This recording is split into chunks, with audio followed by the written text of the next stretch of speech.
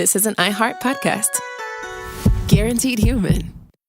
Work can be a little weird. Cringy training seminars, coworkers who won't stop talking about their plant, forgetting the mute button at an inopportune moment. We have to deal with a lot on any given workday. Sometimes it can feel hard to thrive and move forward in your career. Well, that's where LinkedIn comes in. LinkedIn helps you get ideas and insights from experts in your field, connect with people professionally, grow your network, and access tools designed to help you find the right fit for your next role. Whether you're just getting started, figuring out your next move, or looking to accelerate your career, LinkedIn is built to support you at every stage because LinkedIn is the network that works for you. Visit linkedin.com/knowstuff to learn more. Stuff at Sea is a 5-night adults-only sailing trip that brings the Stuff podcast universe to life on board. This voyage is a culture-soaked escape where pink sand paradise meets curious minds. Sailing round trip from New York City to Bermuda on October 2nd to 7th, 2026, this voyage drops you straight into the iHeart Podcast Stuff universe. On top of the adults-only experience you already love, you'll get live podcast episode recordings, behind-the-scenes sessions, themed activations, and more unmissable onboard moments. Learn more at virginvoyages.com/stuff. Welcome to Stuff You Should Know, a production of iHeartRadio's How Stuff Works.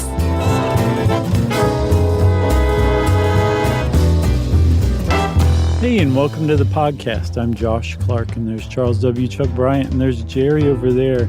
And this is Crystals. How you doing, man?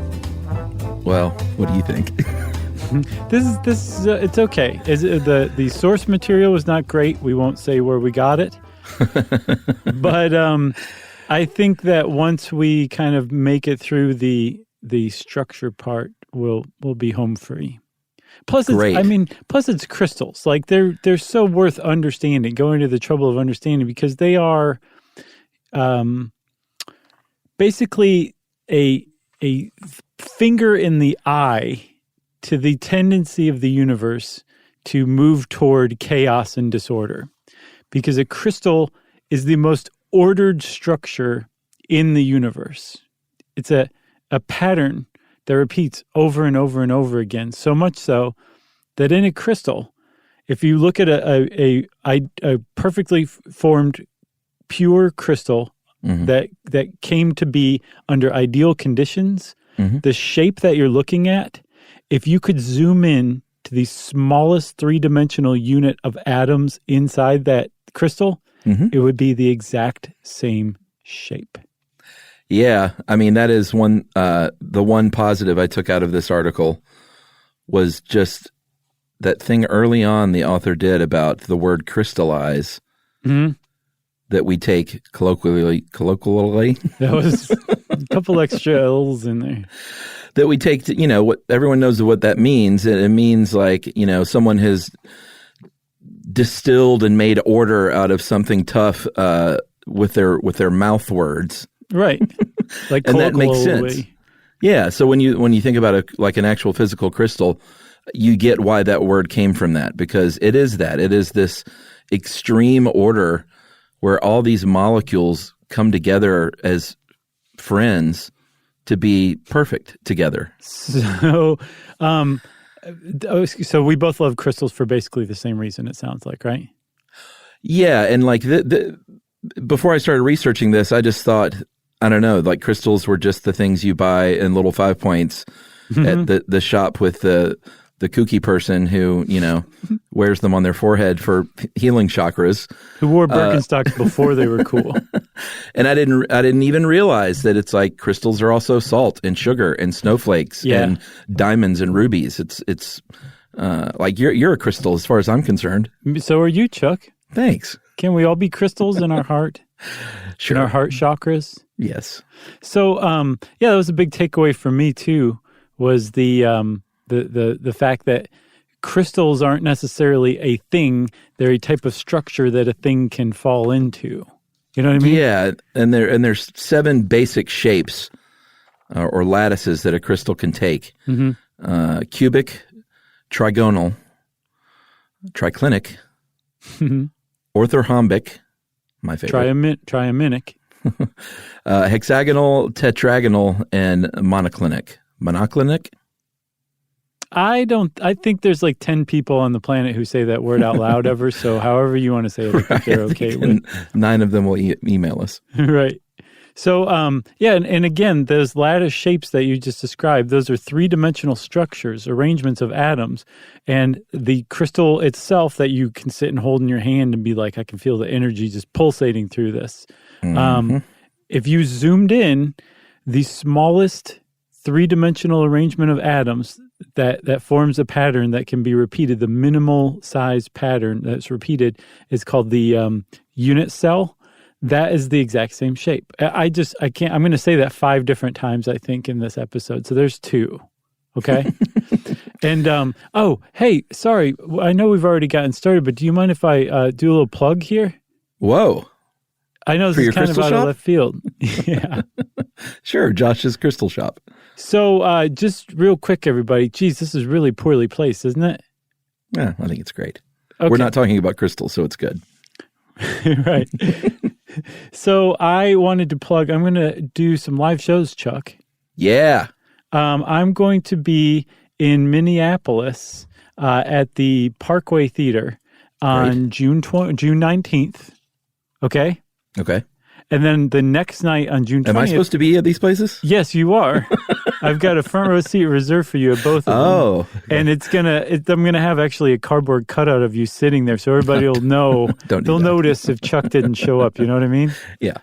The next night, you're going to have to travel to D.C. because that's where I will be at the Miracle Theater on June 20th. Awesome. And if people were so inclined to buy tickets, they could go to the parkwaytheater.com or themiracletheater.com, and there's tickets there. And I assume this is end of the world material, correct? Yeah, sorry, thanks for that. I'm so bad at this. It's the End of the World Live, and whether you've seen or listened to the End of the World series by now, the podcast series I made, or not, you would still get something out of this. This is going to be a pretty cool show because it kind of takes these themes and expands on them and explores other avenues, other blind alleys that I didn't go down in the series. I love it. Thanks, Go, everybody. Go, go, go. I appreciate that. Of course. So obviously we're talking about crystals again now. Yeah, so crystals can be very small. Like our Great Snowflake episode is a pretty good example.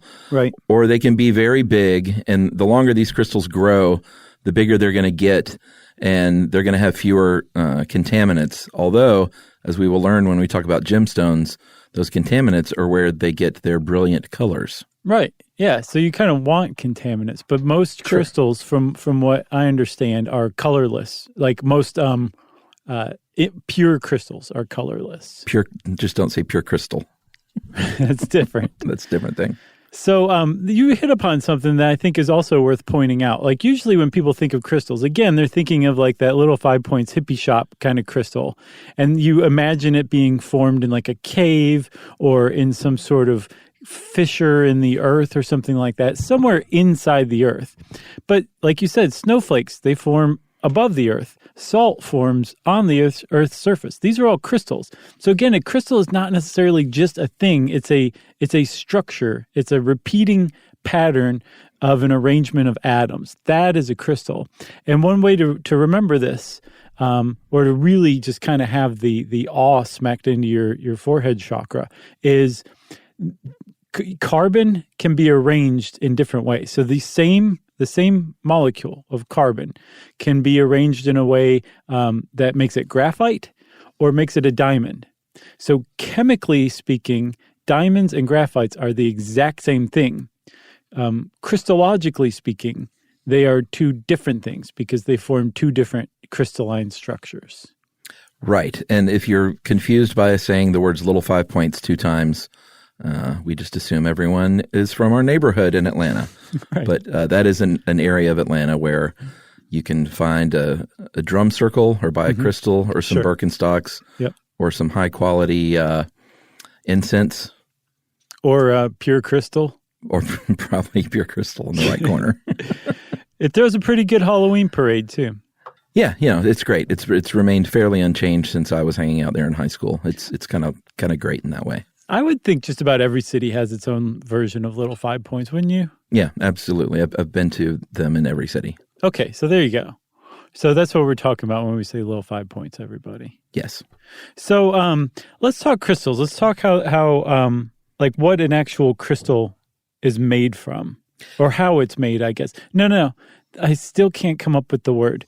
What makes a crystal a crystal? That's what I'm looking for. Yeah, because it can get really confusing if you think about the fact that crystals can be salt or snowflakes or semiconductors or in a computer display monitor or a television as liquid crystal. It's and I know we've hammered this home, but it's really all those things because crystals are a formation. Right. So you take atoms of a certain type or variety. Usually ions are a big early like predecessor atom of crystals. Ions. They're Early either adapters. Right. They're either positively or negatively charged atoms as an ion, right? So they've got an extra electron. They are missing an electron. Something went horribly awry with their electrons, and it converted this atom into a charged atom. And those ions can attract other ions. They can repel certain kinds of ions, and they start to clump together in a certain way. And they will, depending on the ion, or eventually the atom. I don't think you have to have ions to have crystals. I just think they're the most common basic type of atom that you find in a crystal. Yeah. But depending on the type of ion or atom that starts setting off this aggregation or attraction of other atoms into a clump, it's going to start to form a three-dimensional model, what I spoke about earlier, what are called unit cells. And that little three-dimensional model is going to start attracting more atoms, and another three-dimensional model of the exact same variety is going to be built. And now you've just gone from a unit cell, the most basic unit of the three-dimensional shape of a crystal, into the lattice, which is the build-out of that unit upon unit upon unit upon unit that just can keep going and going virtually indefinitely. Yeah, it's almost like these ions are attracted, and when they get there, they see what's going on, what kind of party they're having. Sure. And they're like, that looks great to me. Yep. Like, I'm going to jump in there, and why would I want to mess it up by being any different? Yeah, I really feel like falling in line. It's kind of a fascist piece of matter if you think about it. A crystal is.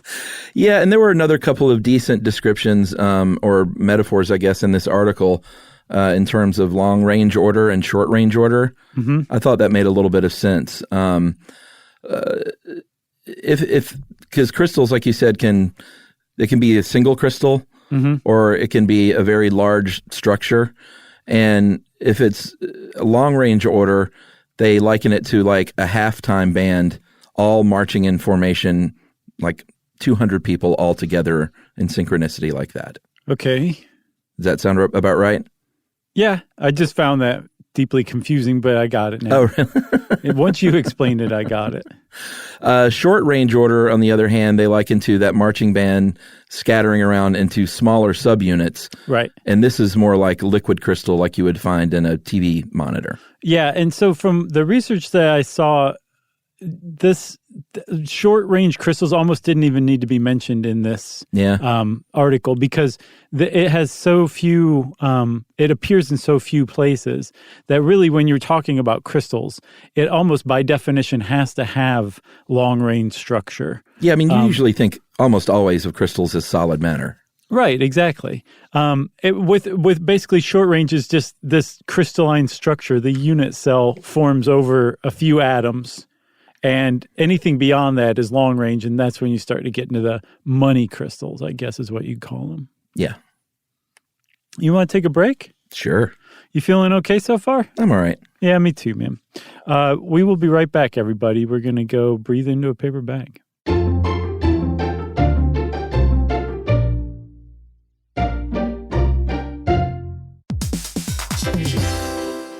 Hey everybody, I want to talk to you a little bit about Tide Evo because it represents over 10 years of innovation and product development. Tide Evo is a first-of-its-kind technology where tens of thousands of minuscule fibers are spun together to form a 6 times powerful layer packed with scrubbers, brighteners, pre-treaters, and fresheners. And that's going to deliver a breakthrough clean that's so powerful, it feels like magic. Yeah, it is kind of like magic. Tide Evo is revolutionary. A 100% concentrated waterless laundry tile that's made of compressed microfiber soap layers rather than liquid or powder. And it's not like pods or sheets because it uses 6 layers of detergent fibers to deliver superior cold water cleaning without plastic packaging of any kind. And it provides a mess-free, lightweight solution that dissolves lickety-split. So whenever you run into a laundry challenge, turn to Tide Evo. It's revolutionary. It's magic. Try new Tide Evo. Real laundry magic.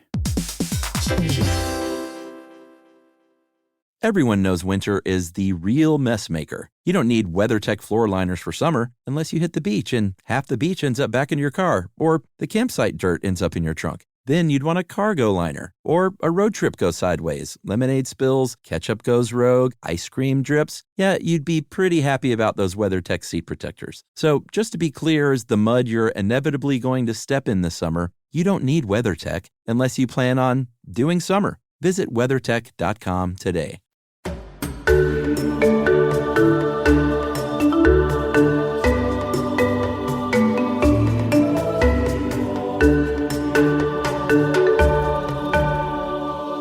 Okay, we're back. We went through 3 paper bags, it turns out. It's so funny, after 11 years, we still care enough that we can feel like we're hanging on by our fingernails. But we still push through and generally get it right. I'm good with generally correct. Right, yeah. Most of the time we get it right. Yeah. There's that little bit of impurity, and those impurities give the individual podcasts their brilliant hues that make some gemstones. Very nice. So there's a little more to talk about how crystals form, right? Again, when we're talking about crystals, I guarantee you the thing that's coming into your mind is an amethyst, or maybe even you're savvy enough to know that precious gems are also crystals, like sapphires or rubies or something like that.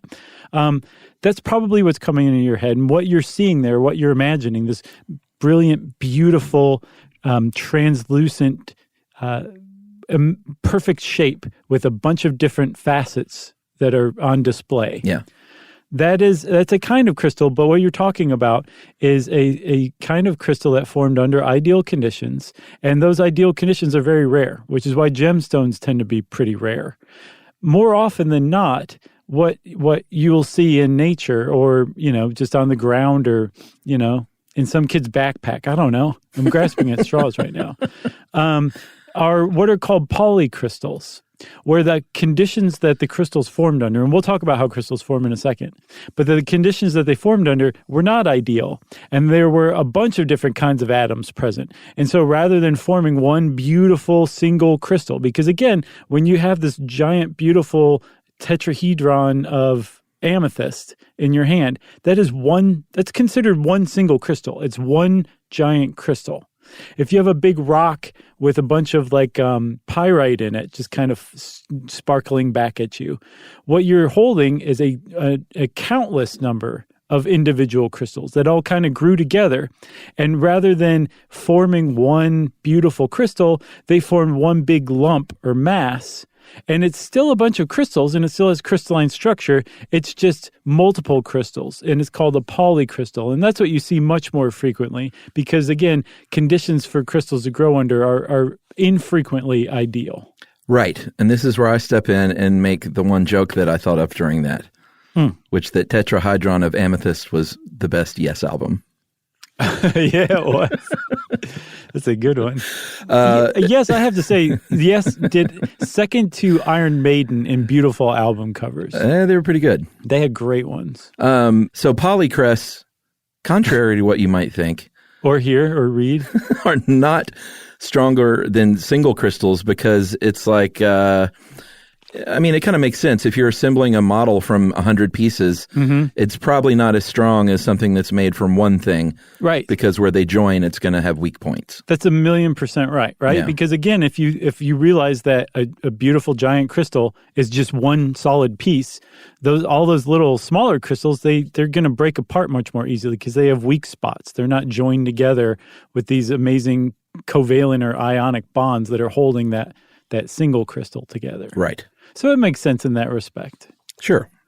So let's talk about how crystals are formed. Do you want to? There's really basically just three ways that Yeah. they form, whether they're human-made or made in nature. They basically come about three different ways. Yeah, and I'm going to skip out of order here because for the kids out there, you can actually grow a crystal at home Yes, you can. in pretty short order, and it's pretty neat. So if you are a kid or if you're a parent with some kids, here's one kind of fun thing that you can do, and this is how to make a crystal out of a solution, which is one of the three ways. Mm-hmm. You can actually grow a sodium chloride salt crystal Booyah. in just a few days. It's not the kind of thing you need to wait around like a year for. Or millions of years. That's right. So to do this, kids, you need get some whatever kind of salt you can, but you can just get regular sodium chloride table salt, some distilled water, a glass like bell jar, any kind of glass is great, and then a spoon. You stir salt into boiling hot water until no more of it will dissolve, and you're going to start to see some crystals starting to appear at the bottom of this thing. Mm-hmm. And make sure the water is as close to boiling as you can get. Then you're going to pour that solution into that clear jar, and you put the spoon there is just to make sure the jar doesn't break. That always helps. Oh, okay. Is that we've got to do a short stuff on the physics of that someday. Yeah. I remember that was an old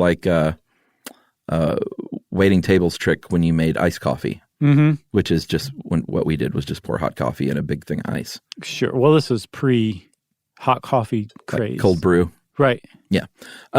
So then you suspend that string that I told you about, into the jar from a spoon and just lay it across the top of the jar so it's hanging down in that solution.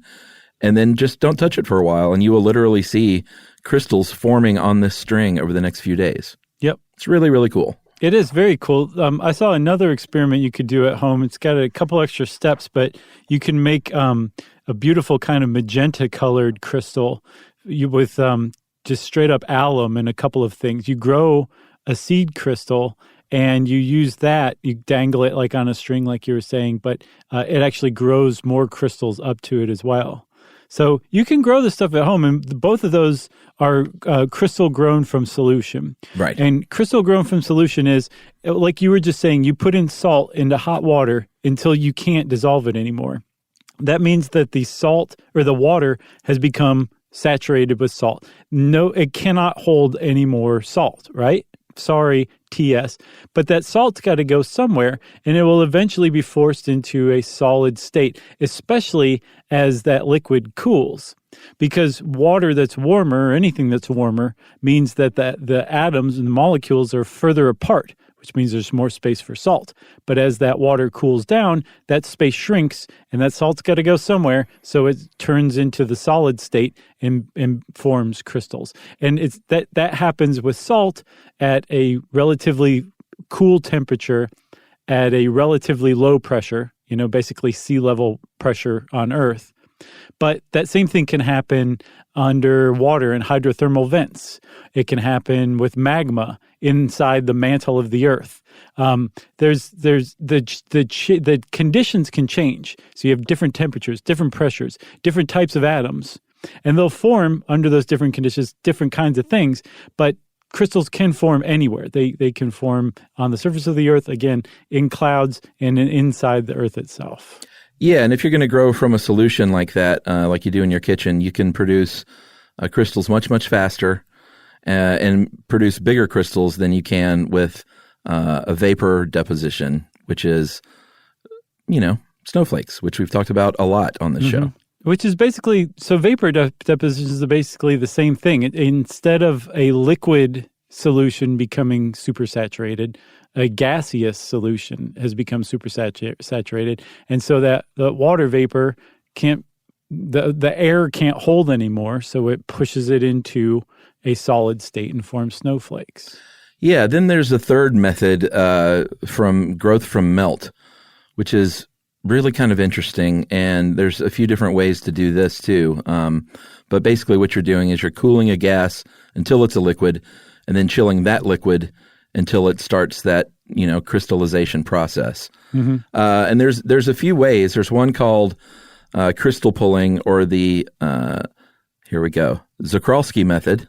Yeah, and this is a human-made method of creating crystals, right? Yeah, it was named from a Polish scientist by the name of Zakralski Casimir Funk. in 1915. Mm-hmm. And this, all of these involve actual machines. And this, when you hear about superconductors and stuff like that, these are man-made things or human-made things and methods and processes that people figured out a long, long time ago.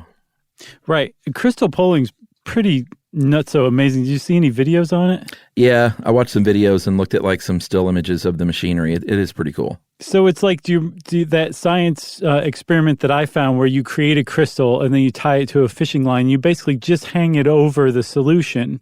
That's a very simple version of what they're doing with crystal pulling. You're using a seed crystal that is basically providing the structure for the solution below it. Yeah. And you just touch that seed crystal just to the solution, and it basically sets off an attractive chain reaction that creates a crystal. So you slowly raise the crystal upward, or that seed crystal upward, and the crystal follows it out of the solution. It's like something from a Marvel movie.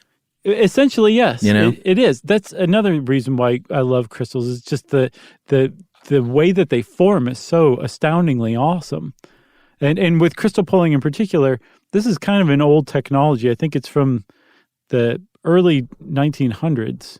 Yeah, 1915 was when it was first invented. And since then, they've gotten so good at it, and it's so perfectly automated that they can calculate how fast a crystal forms under crystal pulling. And so they will have the machine raise that seed crystal at the rate of crystal formation.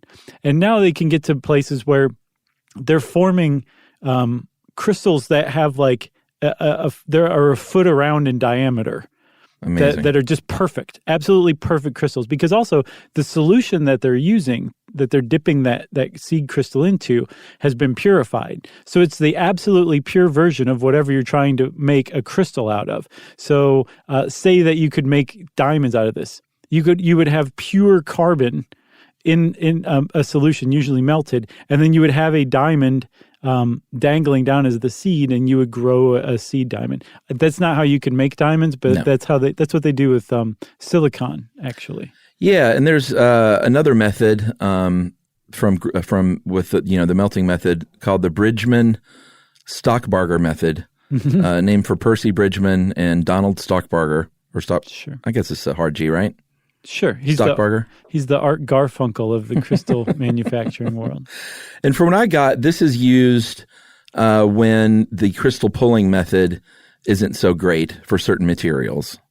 Right. And in this case, it's sort of like take an ice cream cone shape, a conical shape, and you lower it, fill it with molten material, lower it into a cooler area so it cools from that very bottom tip, just the tip, upward.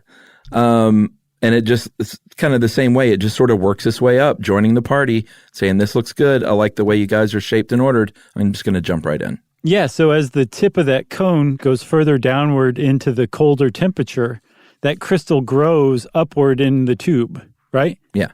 And then eventually you have a whole tube that's just one giant crystal. That's right. And then you think, how am I going to get that out of here? Oh, yeah. I hadn't really planned this out all the way.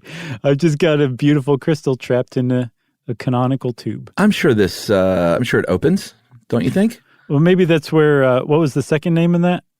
I can't remember. Donald is his first name. Well, maybe that's where Donald, that was his big contribution, was Maybe having so. a hatch on the back. Yeah, I imagine there's something like that. So if I were going to put my money down on the best human-made synthetic crystal process, it would be epitaxy.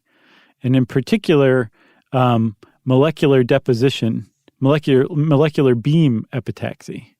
Yeah, and this is one, again, where you're growing. I mean, all of these kind of start with a base crystal, and it grows from there. And in this case, the base has to be just like atomically flat. Right. That's a good band name, too. Atomically flat's pretty good. Not bad. Math rock? Yeah, of course. So with the reason it has to be atomically flat is because you want to build from a pure crystal structure. And again, if you introduce atoms, especially like previously sorted atoms, like the kind of atoms you want to build this crystal structure out of, they will fall into this arrangement when they're introduced to the crystalline structure that's already there. And then they, layer by layer, atomic layer by atomic layer, will form a crystal that's built out. And with molecular beam in particular, you're shooting a beam of atoms across this perfectly flat substrate. And they're introduced in a way so they don't collide with one another. They just click, click, click right into place. And yeah. There were a couple of decent examples in here. And this one, they said if you think of a rack of billiard balls, and if you just throw a ball on top of that, it will come to rest somewhere, who knows where, but somewhere between those other balls. It would be pretty amazing if it just sat directly on top of one of the balls. Right. But that's not going to happen. It's going to find its place where it fits best. Right. It gets in where it fits in. Yeah. And what then was that from? That was from roundabouts. Right. Then there's chemical vapor deposition, which is the same thing, but instead of a beam of molecules that you're sending over that substrate, you're shooting vapor. You're just blowing vapor over it, and that way the atoms kind of link up too. Yeah, and that's faster, right? It's faster, and that's what they use for synthetic diamonds. Yeah, they're like, you need a crystal now? Right. No, I needed it yesterday. Remember the Diamonique from the 90s? I don't remember Diamonique. I remember Diamonoid and Diamels. It's all the same, I'm sure. Yeah, or cubic zirconia. Yeah, those were probably just all trade names, right? I would guess so, sure. Yeah. Diamonique just always stuck with me. It just sounded so fancy. That's a nice name. And then lastly, there's liquid phase epitaxy, which is pretty awesome. So imagine a solution, and you have that perfectly flat atomic substrate crystal, and you just lift it up out of the solution, and as it comes up out of the solution, a crystal just forms out of nothing. Amazing. Oh, my goodness. I can't take it, Chuck. You want to take a break? Yeah, we'll take another break, and we'll talk about gemstones and then crystal healing and what that's all about right after this.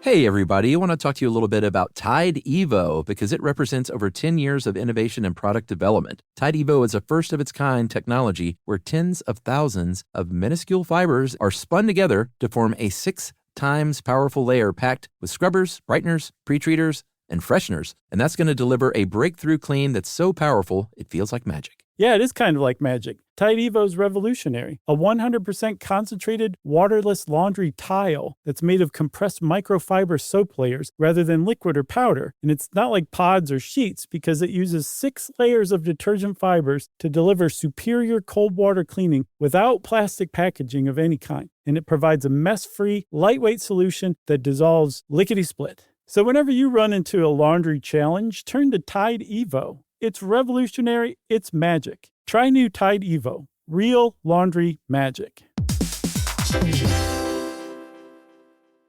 Everyone knows winter is the real mess maker. You don't need WeatherTech floor liners for summer unless you hit the beach and half the beach ends up back in your car, or the campsite dirt ends up in your trunk. Then you'd want a cargo liner, or a road trip goes sideways, lemonade spills, ketchup goes rogue, ice cream drips. Yeah, you'd be pretty happy about those WeatherTech seat protectors. So just to be clear, as the mud you're inevitably going to step in this summer, you don't need WeatherTech unless you plan on doing summer. Visit WeatherTech.com today.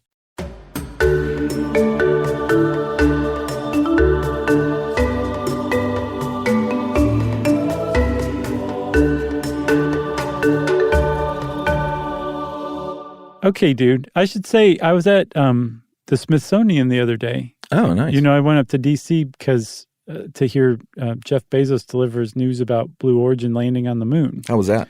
It was awesome. Yeah?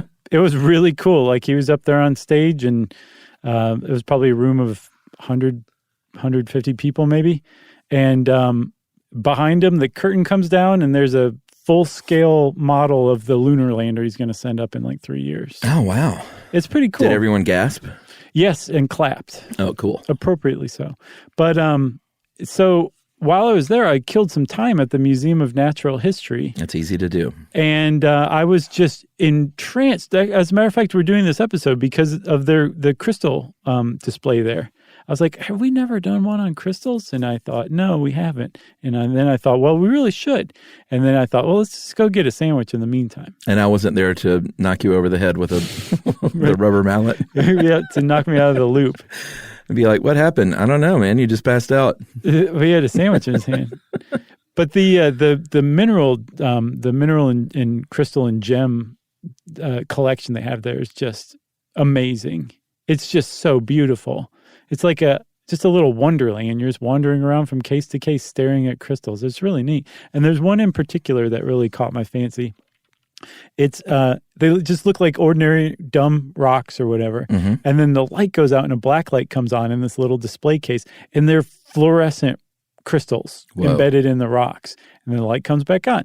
And then it goes back out and then back on. And it's really amazing to watch. And then the light came on and your pants were down. Right. Through no fault of my own, everybody. I'm just sullying this whole thing. So gemstones, like we said a couple of times, they are crystals. And here's the deal, like depending on the type of, we're not calling them imperfections or I guess impurities. Flaws. Yeah, flaws. Shameful flaws. Yeah, that's where they get their color. So like a ruby and a sapphire, they're both corundum. But rubies are red because of a little bit of chromium that replaces a little bit of aluminum in the structure, whereas sapphire comes blue because of iron and titanium instead. Right. Otherwise, they're kind of the same thing. Yeah, just somehow some of those, some chromium or some iron or titanium atoms got sucked into the mix, and they said, hey, I kind of like this crystal structure thing. I'm going to hang out here. And they did. And they said, I'm going to turn this thing blue. Watch this. Yeah, and even the name crystal, doesn't that come from the Greek from quartz? That's what they called quartz, was crystallos, which is cold drop, which we take to mean as ice. Yeah. And I read in this article, I didn't see it anywhere else, that apparently the Greeks thought quartz was ice that had frozen so solid it would never melt. It sounds a little dumb to me for the Greeks. I think the Greeks were a little hipper than that. Yeah. Because, just think for a second, Greeks, and they would say, yes, you're right. This is something else entirely. But that's where crystal came from, was that Greek word crystallos. Yeah, and quartz, like amethyst is a kind of quartz. It's just quartz with the right kind of impurity that gives it color. Yeah, and apparently they have not figured out exactly what gives amethyst its purple color. Yeah. There's a debate over whether it's iron oxide or manganese or some sort of non-specific hydrocarbons. But if you take amethyst, so remember, crystal is the chemistry can be exactly the same, like diamonds and graphite. Right. But the conditions are different under which they form, and so they form different crystalline structures and appear to be totally different from one another. Same thing happens with amethyst. If you take amethyst and the conditions are different in that the temperatures are much greater, it doesn't form purple amethyst, it forms yellow citrine. Yeah. Which is pretty amazing. Yeah. I love crystals. And we could probably go on and on with different types of gemstones, but I think everyone gets the point. Yeah. I think they do as well. Like you could take any gemstone and break it down and explain exactly what gives it its hue, and but I think it's all here. Right. So that is how crystals form, and for a very long time, people just kind of appreciated crystals as for their beauty or their shape or something like that. One thing we didn't say that I think we should say, Chuck, is a crystal that forms under ideal conditions will take one of those 7 shapes you mentioned. But since the conditions are rarely ever ideal, they'll actually form other shapes under different conditions, things like plate-shaped or table-shaped, right, or needle-shaped, acicular. So there's other shapes they can take, and people have appreciated these things all the time. Like if you've ever looked at a crystal that's just like a shock of what looks like incredibly sharp needles, or just a tumble of perfectly shaped cubes growing out of some lumpy rock or something like that, there's a lot to appreciate there. And if you subscribe to crystal healing, which has become a thing again, this has been going on, this idea that these things are not only beautiful, but that they contain some sort of energy that humans can harness to maybe straighten our own energy out or overcome disease or something like that, that this has been going on for thousands and thousands of years. Yeah, so just a quick shout before we get fully into crystal healing and what that's all about. I want to encourage everyone to go look up some images of the Cueva de los Cristales, the Cave of Crystals in Chihuahua, Mexico. Unbelievable. If you want to see like some of the most beautiful stuff you've seen in your life that looks like something from a movie, like it looks like the Fortress of Solitude, right? In Superman. Yeah, just unbelievable.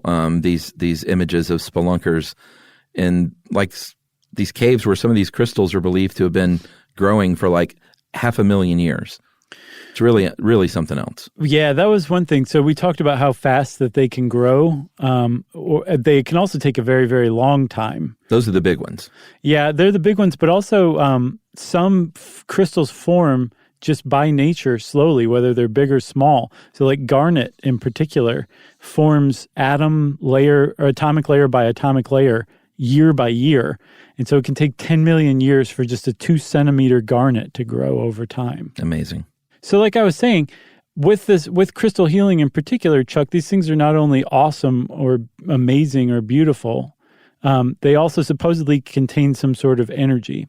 Yeah. I mean, this is where it gets a little hinky because this is one of those things that Western medicine, for lack of a better term, has pretty much generally poo-pooed as pseudoscience. But the idea is that these crystals can carry and transfer energy that can facilitate healing of like disease, let's say. So you would book a session with a crystal healer, and we'll get into whether or not those people are credentialed at all here in a minute. But and they will lay you down on a table and they will put different crystals. Some crystals facilitate some sort of energy, others facilitate another sort of energy, and they don't all agree on that as well, we should point out. That's kind of a big red flag. It's a big red flag. And then these crystals are placed on your body in various points, and they will tell you that will bring in good healing energy and channel out bad diseased energy. Yeah, and those points on your body are actually pretty specific, and they follow the Buddhist or the Hindu chakras, right? So you've got one on the top of your head, you have one on your forehead, on your throat, your chest, somewhere around your heart, your stomach, your gut, and then around your groin for your root chakra. Sure. And there's a different color stone that's supposed to be associated with each of the chakras, and there's different stones that can be roughly of that color that you could use for that chakra. And then, like you were saying, they free up energy. Like according to this idea, energy can get kind of gunked up, and if you have a bunch of negative energy hanging around, it's going to just do you wrong until you get rid of it with crystal therapy, that kind of stuff. Some crystals you can just put in a room, and they'll help direct energy better. Like I can't remember what crystal I saw, but it's known for its properties of facilitating communication. So really we should have one in here for me and Jerry. Like if people are talking to one another and they don't understand what the other one's saying, this crystal will kind of cure that. Well, that's me. And so you're pink tourmaline, Chuck. This is the idea behind crystal energy. And as I was saying a minute ago, if you follow this kind of stuff, there's a whole crystal lore. And supposedly this dates back thousands of years to the Sumerians, the Egyptians, the Greeks, all used crystals for healing. The problem is there's absolutely no evidence that that's the case at all.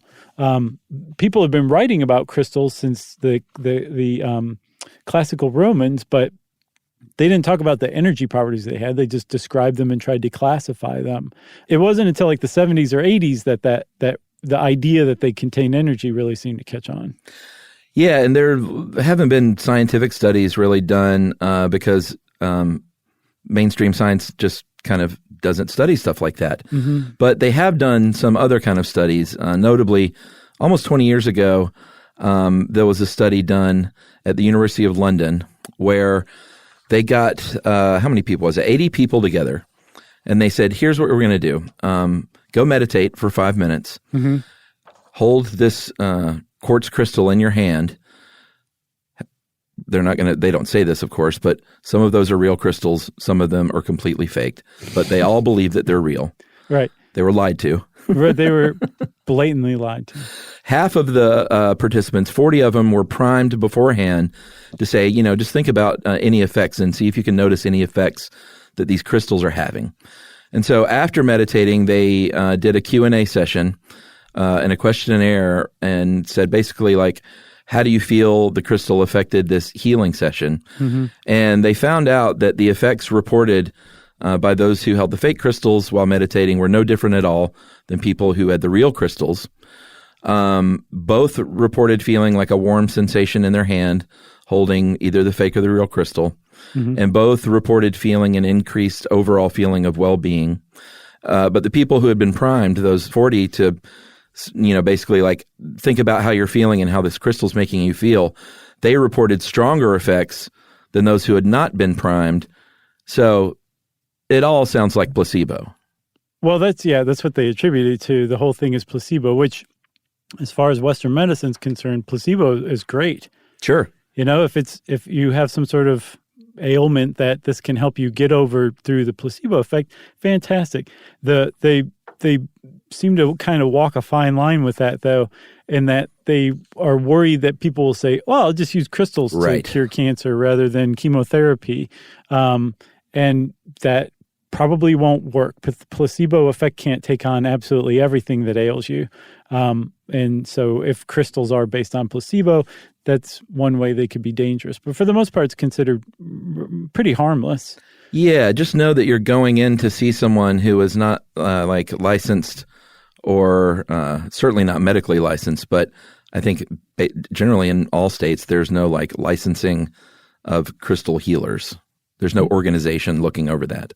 No, I think there are some organizations, but that do accredit individual healers, but those organizations aren't accredited themselves. Yeah, exactly. So it's like at some point down the line, the accreditation is just being pulled out of the air. Yeah, and then there's this other thing that's a little more troublesome when it comes to babies. There is this belief by some that Baltic amber necklaces will help your baby's teething. Have you heard of that? Or your toddler's teething. No, I hadn't heard this, but the idea is that something called succinic acid is released. It's pain relieving, and it's released from the Baltic amber because your child is wearing this necklace, and the skin of the child is heating up this Baltic amber, and it's being released and gathered into the bloodstream and making your little kid's teething better. Right, but there is succinic acid in Baltic amber. It's true, but apparently it's just one of those kernel of truth things because it's not been shown to be able to be released from the Baltic amber by saliva or body heat. Yeah. So it's dangerous because you should not put a necklace around your baby or toddler's neck when they sleep because or they can stones choke. in their mouth. Yeah. Yeah. Or do they put stuff in their mouth? Well, that's for them to teeth on, are these little necklaces made of these stones. Oh, I didn't think they were supposed to chew on them. I thought it just laid against their throat. No, I think they're supposed to chew on them. That's what I got. I'll have to look that up. I thought the idea was it laid against their skin and it was absorbed into the skin through body heat. I think that's part of it, but I think they chew on it too. That's what I got from it. Well, boy, you're really doing it wrong if you give your baby a necklace to chew on in their sleep. Right. So I have no issues with that, though. I should say I used to carry around a crystal in my pocket all the time. Oh, yeah? Yeah, all the time for years and years and years. And I don't recall really thinking it contained any energy or anything. It was more like just a neat thing to just kind of rub, kind of like a fidget spinner, but much prettier to look at. Okay. Just something to have in your hand or whatever. Just keep it in your pocket. What ages was this? Oh, like 20s. All right. I think that explains a lot. Yeah, sure. So what age is appropriate for carrying a crystal around in your pocket? 20s. Okay, okay. That's when that happens. That's when you listen to the Doors. Sure. And you burn incense and stuff like that. That's right. So yeah, more power to you. If you're into crystals, just don't shun medical advice if you have a real big problem. No, definitely don't. And I have one more thing about crystals, Chuck. You got a second? Yeah. Okay. Remember how I said that graphite and diamonds are the exact same thing? They're just arranged differently crystal-wise? Yeah. I saw in a couple different places that a diamond, since they're formed under tremendous temperature and pressure, when they're taken out of that environment and brought up to Earth, they will, over a long enough time period, melt into graphite. Amazing. It's just too long of a time period for humans to ever witness it. Yeah. So that's crystals. Get ye to the Smithsonian whenever you get a chance. Go to the Museum of Natural History and just gaze and wonder. And also wonder how your pants got down when the light came back on the fluorescent mineral display. Yeah. And since I said that, it's time for listener mail. Yeah, which one should I do here? How about nicknames?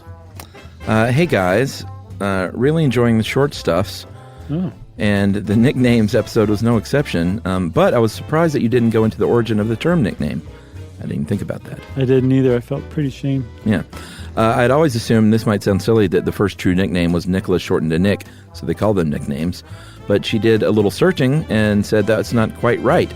Looks like the term started as a Middle English word in the 1300s, EKE name, pronounced ickname, meaning additional name. So over time, as people said, an ickname became nickname, and it's nickname. We didn't have time to look this one up, but I'm assuming... just trusting Liz. Yeah. Liz, I hope you're not steering us wrong. Yeah, she said, my husband's name is Nick, which is what got me thinking of it. And I jumped to that conclusion. If you could give Nick a shout on on your show, it would be great. His birthday is next week, which means by now it's probably a couple of weeks ago. Mm-hmm. So happy birthday, Nick.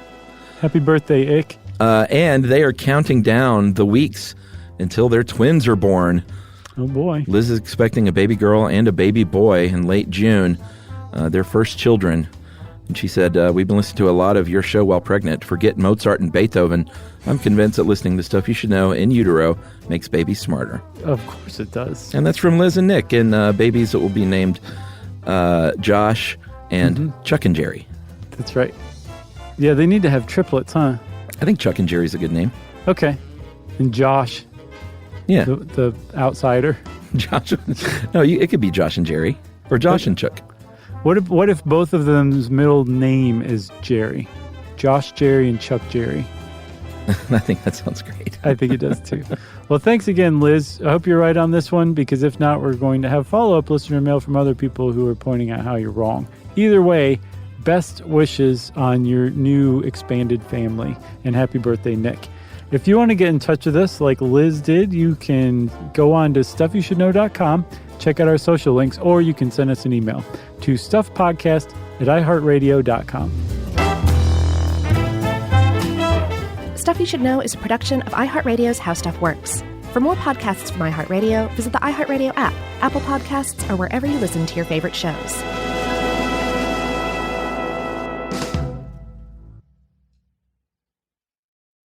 Mom, can I have Lingo Kids? Dad, Lingo Kids, please!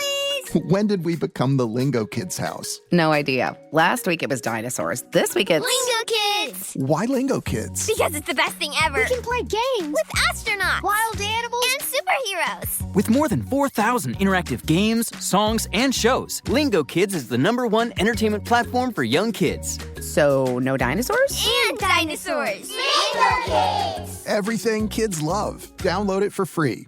You know, you could be adored by everyone and still completely ignored by your cat. Trust me, I know. But if you feed your cat Sheba, you can go from being ignored to truly adored in 12 days guaranteed, or your money back. Sheba has a full menu of products, appetizers, entrees, treats, even a kitten's menu. It's so cute, so Sheba has a product for even the pickiest eater. Like Sheba Puree, it's made with bone broth, they are chef-inspired flavors, it's got a smooth and creamy texture that cats love, and contains no corn, wheat, soy, or artificial flavors. It's food that your cat's gonna love. To learn more, check out Sheba.com. That's SHEBA.com. This is an iHeart podcast. Guaranteed human.